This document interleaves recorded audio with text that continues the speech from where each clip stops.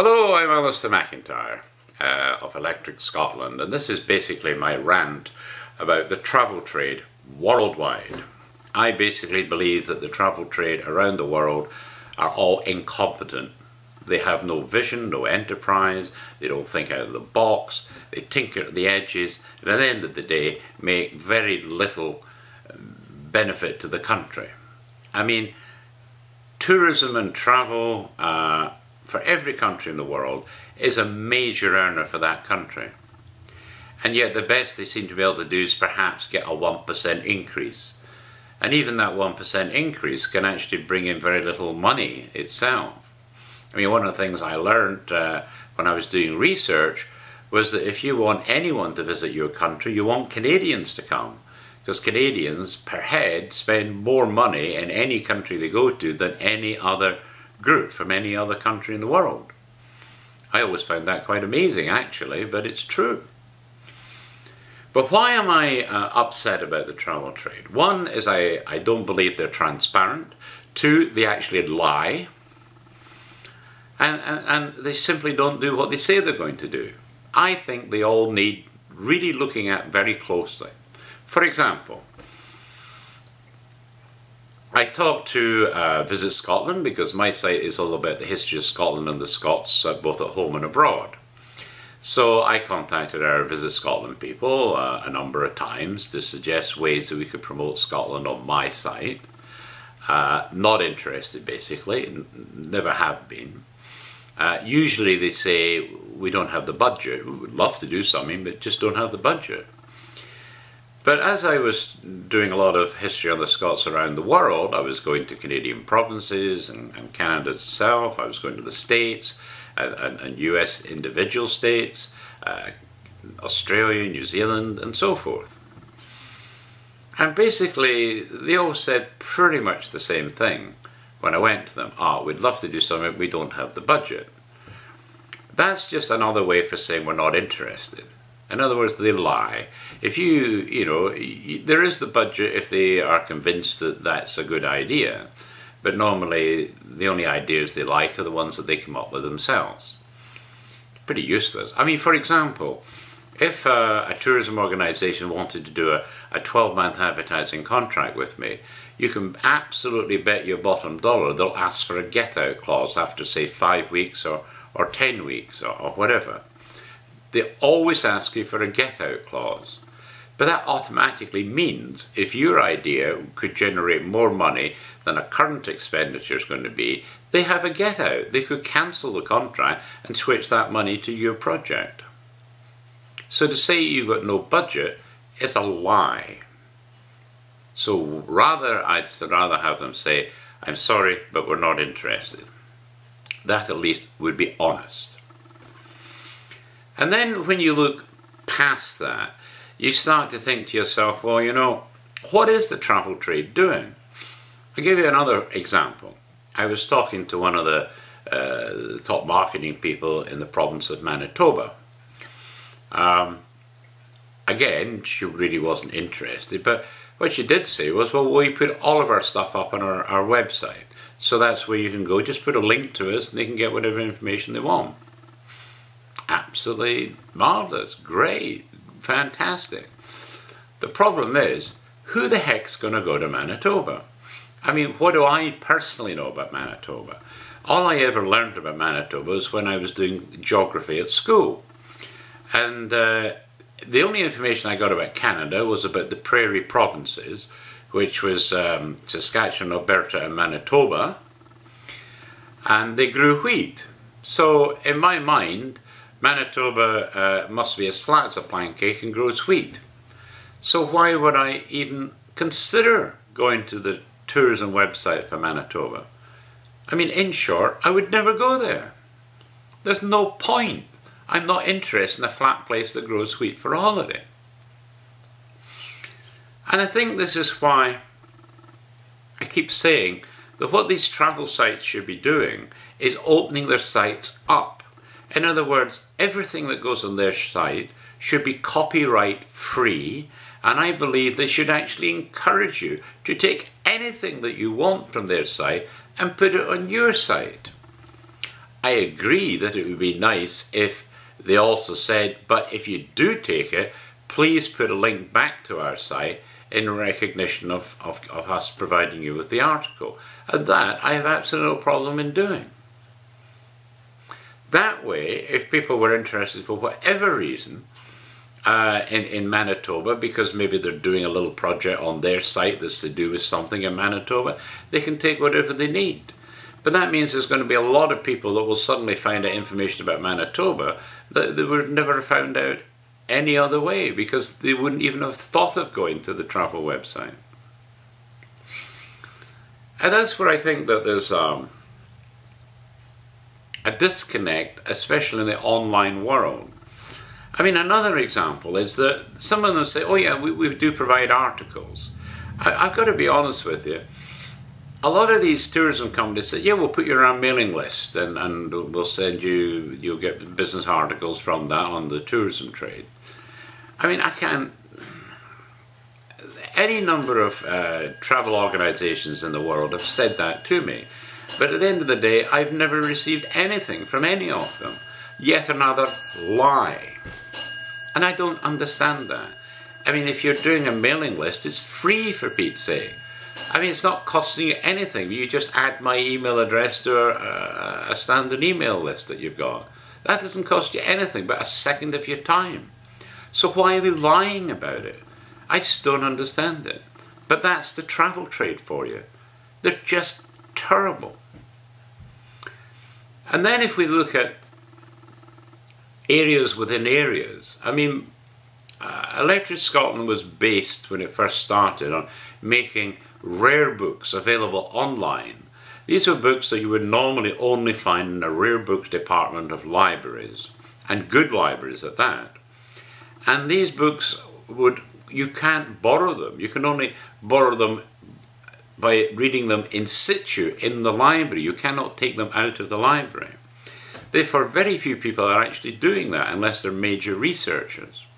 So by me taking that type of book and making it available on my website, all of a sudden anyone, anywhere in the world, at home or in the office, can read that book. I mean, I was doing that before the Internet Archive was even thought of, before Google even existed. You know, I've been doing this for years. And every time I do a place or a county or a US state or a province or whatever, or just a town or a village or a glen, I will always contact people in that area to see if they'd like to provide me with pictures of the area. And I even say you might, as the history finishes, say in 1897, you might want to also include a synopsis of what the place is like since that date. I mean, feel free to get involved. I can tell you, not once, not even once, have I ever had a response from any of those places that I've contacted. And these are places, yes, in Scotland, but also in Canada, in India, in America, in New Zealand, Australia, Indonesia. I mean, everywhere in the world that I'm tracing the Scots diaspora, no one is sending me information. But think about it. Genealogy is absolutely huge on the web. And if you find your parents or grandparents or great-grandparents came from a certain area or somewhere, and you find a book about that place, I mean, it's got to be of interest. And if you read the history of that place, you can imagine your ancestors living there. And if there's any time at all when you might be attracted to go visit that place, that's precisely the time as you're reading a history of the area.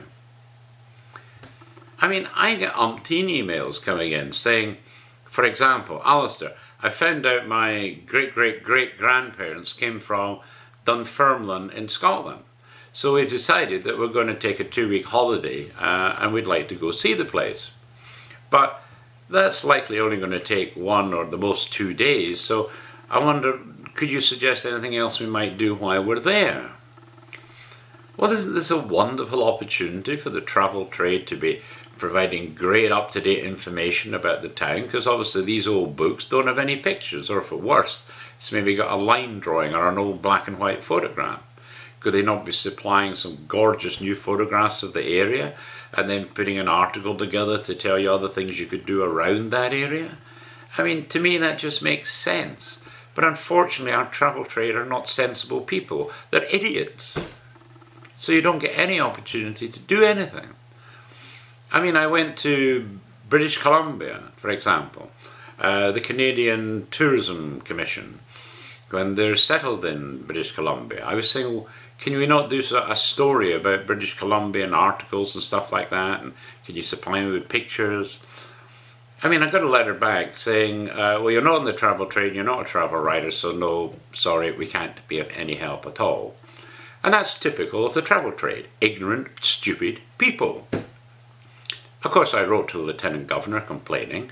Lieutenant Governor can't do anything. He gave me the minister to write to. I wrote to the minister in BC. He basically said he couldn't do anything either. I wrote to Canadian Tourism and Minister. And one of his flunkies basically said, oh yes, go to the Canadian Tourism Commission, that's what they're all about. I go to the Canadian Tourism Commission and basically say, oh, we don't do any of that. I mean, that's the kind of travel organisations we've got. That one side doesn't know what the other side's doing. They're idiots. And then, if I might finish this rant by talking about hotels. When you go to an hotel website, the vast majority, I would say even say 99% of them, give you the same information that you'll get from any other hotel site you visit. How many rooms they've got, you know, whether they give you a dinner, bed and breakfast, the rates, whether there's the en-suites or whatever. They'll all tell you the same information. Does any of that make you want to go there specifically? I mean, if you're just passing through an area and you need a night in a hotel, they might say, oh, well, they got the en-suite bedrooms, price is reasonable. We'll just book a night there. But they don't seem to want to get you to stay 2 weeks there. And again, it's like storyboards. I mean, think about it. If you've got this hotel website, that's where your income's coming from. You rely on people staying on your hotel to actually give you your income. So surely it's in their interest to get more people staying longer, because if you're doing it every night, you've got to change the sheets every night. Whereas if they're staying for a few days, hopefully you won't need to change the sheets every night or something like that. But think about it. If you're going to a place and someone's interested, you say, look, why not have your holiday with us? Look at all the things you can do while you're here. And then all they need to do is maybe during the summer get some school kids to take a digital camera and go and literally do tours around the area. Walking tours, cycling tours, motorbike tours, car tours, do a castle tour, do a scenery tour, do golfing, fishing.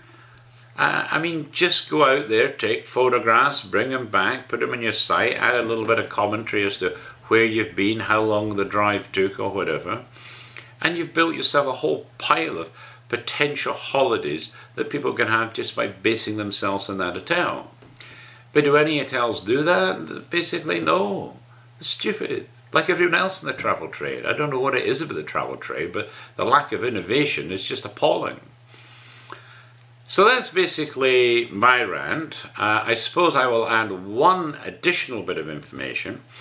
And this is that I found out because all of a sudden I got a live stats. I was trying a toolbar on the bottom of my site, the footer. And one of the options of the toolbar was to look at live stats for the site. And when you click on it, it tells you how many people are visiting at that precise second and where they are coming from in the world. And that refreshes every 12 seconds approximately. So you could be looking at 35 people visiting right now. They might jump up to 85, then they might go to 62. It'll literally jump all over the place.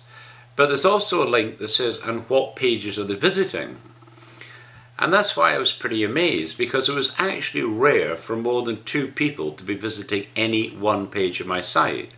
When I looked at it one time, there were 83 visiting, and in actual fact, they were visiting 82 pages of my site. Everyone was looking at something different.